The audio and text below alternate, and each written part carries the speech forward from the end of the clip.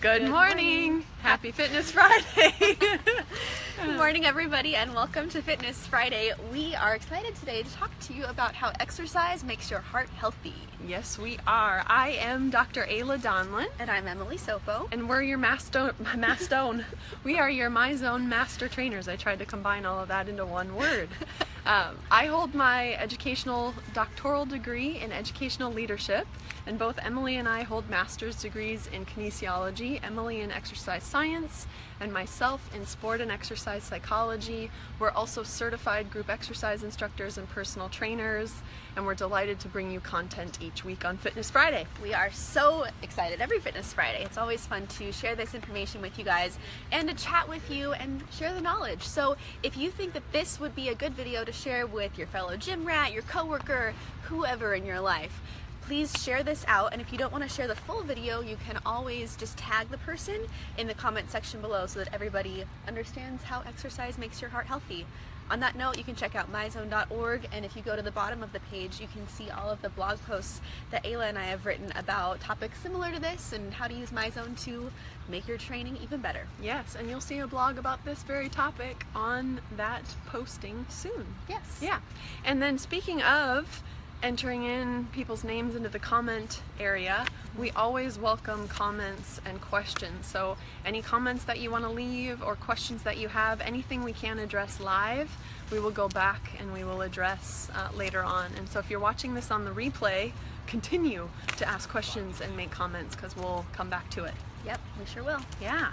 All right, let's get into our topic for today, how exercise makes your heart healthy. And this is one of those topics where we're going to be delivering good news, really good news, but it's maybe going to seem like it's time out, folks. We're delivering good news, but it might seem like it's bad news before it's good. Reason I'm saying that is for this. If you go to the World Health Organization website, you're going to see that in developed countries, chronic diseases are the leading cause of death. And at the top of the list, hello Ryan Pinto, happy Friday. At the top of the list of chronic diseases are heart-related diseases.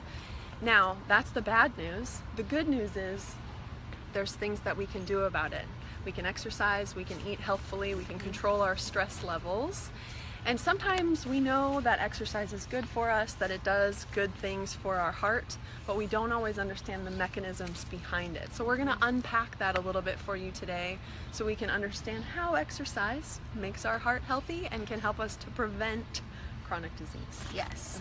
So the first adaptation, and it's important to note that these are long-term adaptations with cardiorespiratory exercise. In the short term, these things aren't necessarily happening, or even the opposite is happening, and we'll explain why in just a moment. But the first adaptation that can make your heart healthier is that your stroke volume increases. Now, if you're not familiar with stroke volume is the amount of blood that your heart pumps in one single beat.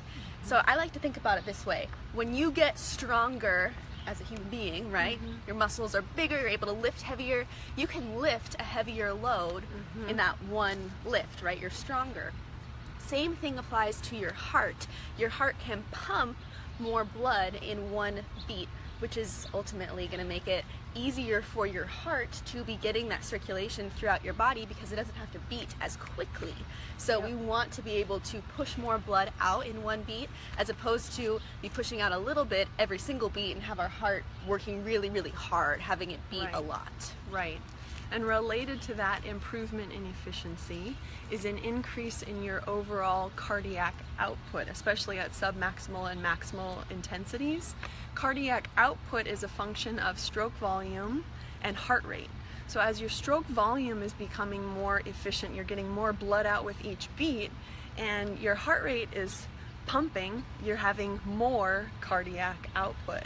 So you're really developing the efficiency of your system to get blood, oxygen, and nutrients to working muscles. Those working muscles are also becoming more efficient at extracting the oxygen and using it to produce energy. And so your whole system is just becoming more and more functional. Yes, absolutely. The next thing that changes over time that improves our heart health is that our blood pressure decreases. Now, this is a function of several things happening. One is that your blood vessels will become more pliable, more elastic. When we age or when we don't exercise, and especially the combination of the two, our blood vessels become more stiff and less able or less efficient at pumping blood, getting that circulation through our entire body. The next thing that happens is that our blood becomes less viscous, and Ayla, you had a really good way of remembering this earlier. Viscous has to do with the thickness of our blood. So if our blood is becoming less viscous, that means that the thickness is going down. So I always think viscous is thickness, because they kind of rhyme a little bit. Yes. Yeah. So if you thought about your blood vessels like pipes, right, it would be really difficult to get thick sludge throughout your body, right? And so same type of rule applies with the human body. We want less viscous, less thickness in our blood. We also will see that our capillary beds expand. We grow more blood vessels over time with cardiorespiratory fitness. I keep trying to combine words today. I know, it's Friday for sure. And so with that, with more blood vessels, there's less pressure overall in those blood vessels. Exactly. And I think one of the fascinating things about the human body, and we talk about the principle of specificity, right?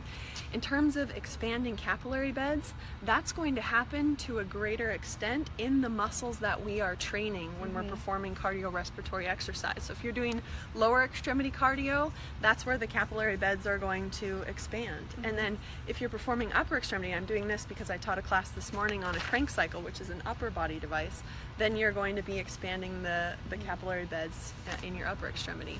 So related to all three of those aforementioned functions, an improvement in stroke volume, increase in stroke volume, an increase in cardiac output, and decreased blood pressure, at rest, our heart works less. So our resting heart rate comes down, which is a sign again of the efficiency of our system. Our heart doesn't have to work as hard to get blood out with each beat, and that's a wonderful thing, because we're decreasing then the amount of stress on our body over time.